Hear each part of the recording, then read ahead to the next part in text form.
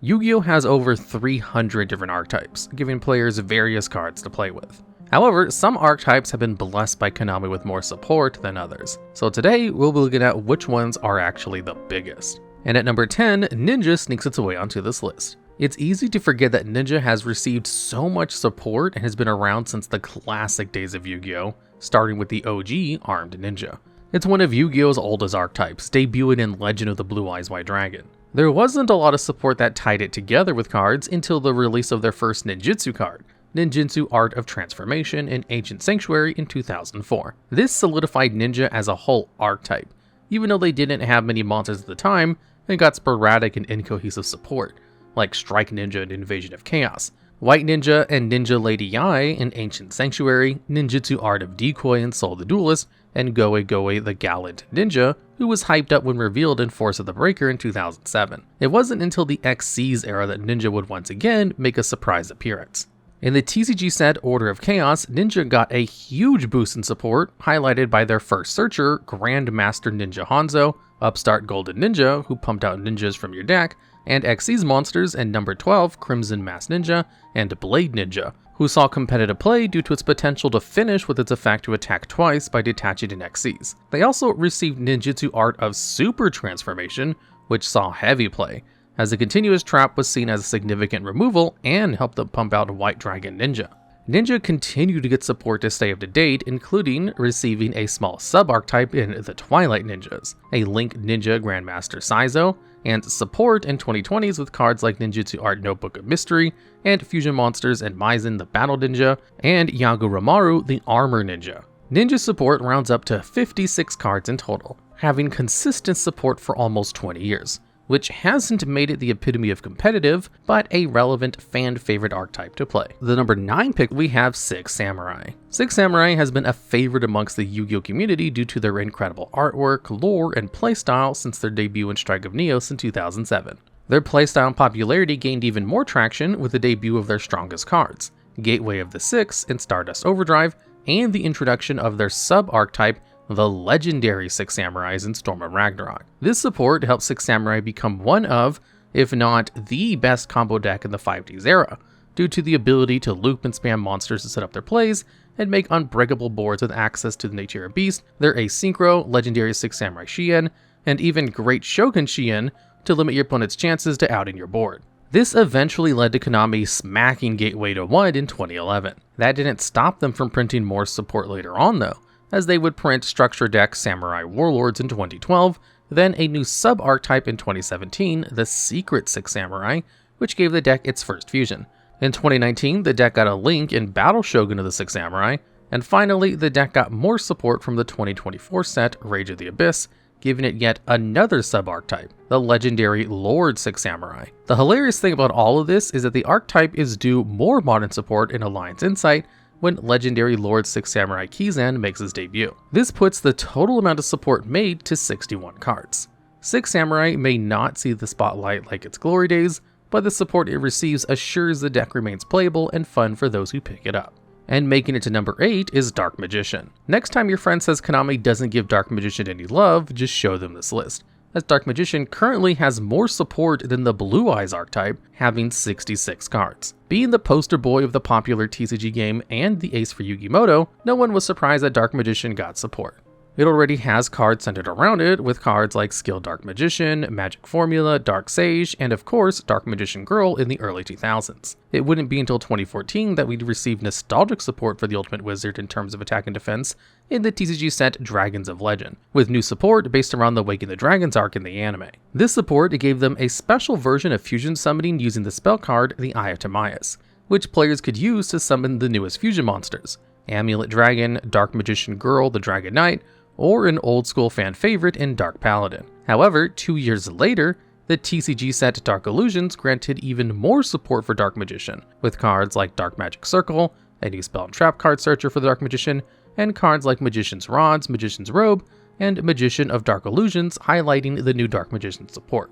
The cash cow train would ride on to 2016 with the promotional cards in the legendary decks too, and since then has shown no signs of stopping. Though Dark Magician hasn't been much of a meta deck, it still is well known for having cards that impacted the meta, like Magician Souls, Illusion of Chaos, and the infamous Red Eyes Dark Dragoon, which was seen on almost every end board in combos with Verte Anaconda. Don't expect Yugi's infamous Ace monster to only have 66 cards to support the archetype. As of the making of this script, there are already signs showing of a new Dark Magician in the Tactical Tri-Pack in 2025. There's no reason to doubt that nostalgia will cause them to print more support for them in the future. And flying into number 7, we have the Blackwings. The popular 5Ds archetype has received solid support little by little since its debut in Raging Battle. The Dark Wing Beast archetype is known for its ability to swarm the board and make powerful synchros. Its first wave of support was able to operate by itself with cards like Seeker of the Dawn, Gale the Whirlwind, and Bora the Spear, and their synchro, Blackwing Armor Master, debuting in Crimson Crisis in 2009. It would get even greater support in Raging Battle, receiving a Personal Honest in Kalut the Moonshadow, a Beater in Shura, and Recovery in Blizzard of the Far North, and a level 6 synchro in Blackwing Armed Wing. Ancient Prophecy gave them even more support, highlighted by Vayu the Emblem of Honor, who would be slotted in not only Blackwings due to its effect, but mixed in with Light Sworns to make Vayu Sworns, as the effect was graveyard oriented. Blackwings would also receive support in Stardust Overdrive, The Shining Darkness, Extreme Victory, Dimension of Chaos, Breakers of Shadow, Shining Victories, The Dark Illusion, Darkwing Blast, and Premium Gold Return of the Bling. They even had a pack solely based around their protagonist, Duelist Pact Crow, where Zephyros the Elite was introduced. Blackwings currently have 79 cards, supporting themselves and their sub-archetype Assault Blackwings. Interestingly, both Blackwing Dragon and Blackwing Assault Dragon aren't seen as direct support for Blackwings due to how their names are spelt, and the effects not needing Blackwings to be utilized. However, it's not like Blackwings aren't good without them, as they've been seen as one of the most consistent synchro decks ever made, and have had cards that have seen play and/or have impacted the Yu-Gi-Oh meta, as they've had excellent extenders and starter cards like Zephyros, Steam the Cloak, and Gofu, the latter two seeing time or still serving time on the ban list. Roids drive into the number 6 spot. If you're wondering why, you can thank the Speed Roids for the archetype boost, as Speed Roids contain the word Roid in their name. They're also Wind Machine monsters, making original Roid support like Supercharge compatible with the sub-archetype. Roids made their debut during the GX era in Cybernetic Revolution in 2005. The archetype of Cyrus Truesdale had scattered updates for their support, receiving it in Power the Duelist, Enemy of Justice, and Gladiator's Assault. The deck even received a starter deck which allowed them to gain Express Roid. They would be seen in other sets down the line, like the Duelist Genesis, Crimson Crisis, Shining Victories, Breaker of Shadows, Raging Tempest, Maximum Crisis, Eternity Code, Photon Hypernova, and Supreme Darkness. They also had an exclusive card in 2012 in Yu-Gi-Oh! GX Volume 8, Barbaroid the Ultimate Battle Machine. However, Konami introduced Speed Roids during their expansion in High Speed Riders. Unlike their fusion-based ancestors, Speed Roid was an Arc 5 archetype built around synchro summoning when attribute synchros, offering no cohesion between the two archetypes. However, this archetype has over 81 cards due to a technicality, not including the Synchro Dragons that Speedroids make. Even with that many technicalities, there's still 3 more cards that count towards the Roid archetype, yet have nothing to do with them. Magical Android being the first, and was hilariously reprinted in High Speed Raiders alongside Speedroid, Dark Droid, a random level 4 fiend made in 2003. And Salamangreat Zebroid X, which is part of the Salamangreat archetype. And coming in at number 5, we have Galaxy/Photon. And Great Value Blue Eyes has been pushed heavily since its introduction in Photon Shockwave. The light base Xyz focus archetype is headlined by Galaxy Eyes Photon Dragon, the ace monster of Kite in the Yu-Gi-Oh! Zexal series. The support of Galaxy/Photon was wonky, as the earlier stages of Galaxy Photon support consisted mainly of Photon cards. It wouldn't be until 2013 Zexal Collection 10 that Galaxy support would be introduced to help tie in both Photon and Galaxy aspects. Since then, Konami has printed various support, Galaxy and Photon cards to make this deck viable. There are even sets that are heavily focused on them, like Galactic Overlord, Lord of the Tachyon Galaxy, and Photon Supernova. Currently, 73 cards are meant to be both Photon and Galaxy support, but counting the cards meant explicitly for Photon, there are 99 cards in Photon/Galaxy archetype. There's also its other sub-archetype, Cypher. While not heavily integrated with Galaxy/Photon, some Cypher cards are included as Galaxy/Photon support, mainly the Xyz, like Galaxy Eye Cypher Dragon and Neo Galaxy Eye Cypher Dragon. They at least have the honor of being one of the few archetypes to have a monster update to its archetype, like Cypher Soldier, who was originally Kinetic Soldier, since its debut in the World Championship Tournament packs of 2004.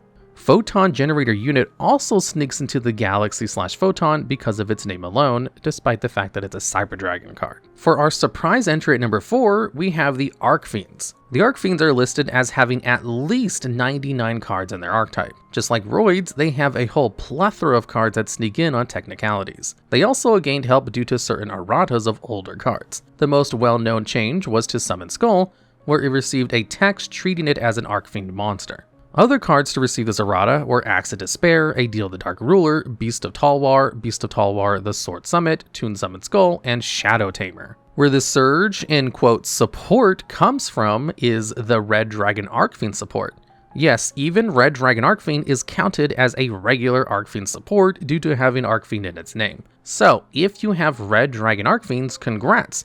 You meet the requirement to keep your Falling Down equip spell alive. Speaking of cards that also get a slide into the Archfiend family, Infernity Archfiend, Nefarious Archfiend of Nefariousness, Lancer Archfiend, Mimigul Archfiend, and even Overmind Archfiend count as Archfiend support. Without all of these loopholes, the actual support would only be 46 cards. Since its release in Dark Crisis, the base archetype was supposed to focus on Dark Fiends. Its last significant wave of support was in Judgment of Light, introducing cards like Archfiend Emperor, the First Lord of Horror, and Archfiend Heiress. Before that, the old Archfiend support from Dark Crisis was heavily focused on life point payment and playing around Pandemonium to gain advantage. And making their way to number 3, we welcome the Performapals. Outside of the damage they cause in Pepe, many of us know Performapals as the bulk archetype, as they currently have 111 cards in support, with many of them seeing absolutely no play. Introduced in Duelist Alliance, the archetype had more of a mixture of gimmicky pendulum and non-pendulum based monsters. These Performapals,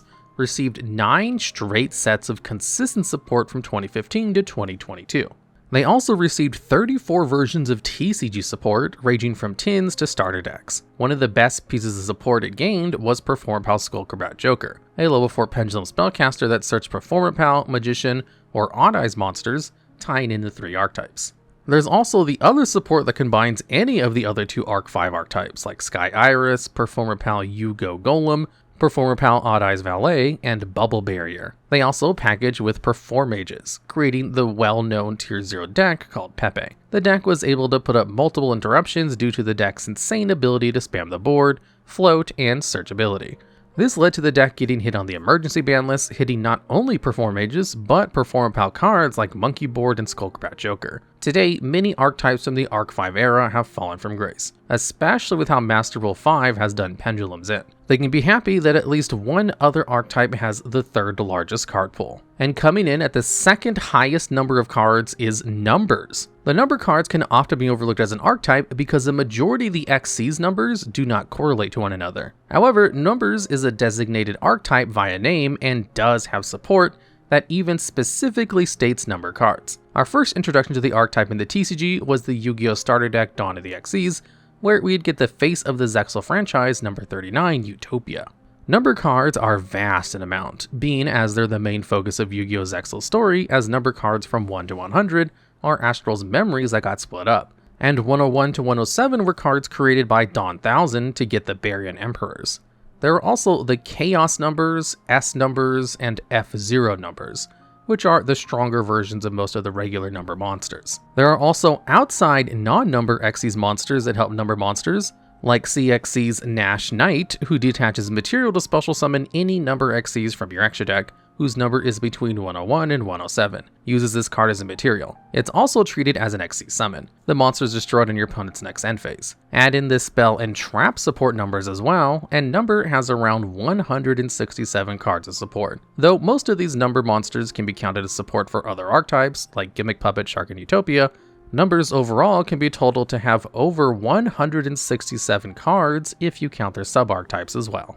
And for number 1, the archetype that sits at the top of the throne is Hero. The irony of Hero is that if it wasn't for a couple of changes to the approaching gameplay of the hero, it wouldn't be number 1. At one point, the fan-favorite archetype was split into separate archetypes, with Konami making Elemental Hero and Destiny Hero being the first 2 archetypes introduced to the TCG. Then, Elemental Hero Stratos was introduced as a jump promo in 2007. Stratos is one of the most iconic hero monsters, as it could search for Destiny and Elemental Hero monsters when it was first introduced. This would end up being a big issue, as over time, more versions of hero monsters would be printed, starting with the Evil Hero archetype, getting printed in Gladiator's Assault, the debut of the Masked Heroes and Vision Heroes in Generation Force, the debut of Contrast Hero Chaos in Hero Strike Structure deck, then Extra Hero during the Link era in the Legendary Hero decks. With all of this support being printed, more and more support was designed to homogenize the archetypes into one for players to utilize and build different variations of hero decks. This also came with the decision to errata Stratos, and just give it the ability to search any hero monster,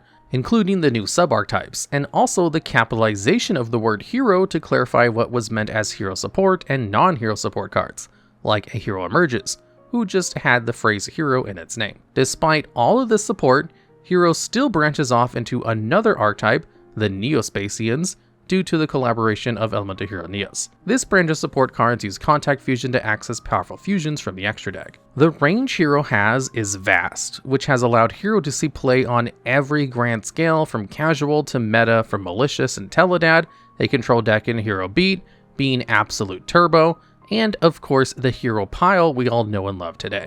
Hero currently sits at around 236 cards, making them the largest archetype in Yu-Gi-Oh history. And there you have it, more reason to yell for support for your fan favorite deck. If you like what you saw, or have any neat ideas for a video, feel free to leave a comment below. Also, don't forget to like and subscribe for more Yu-Gi-Oh content, and until next time.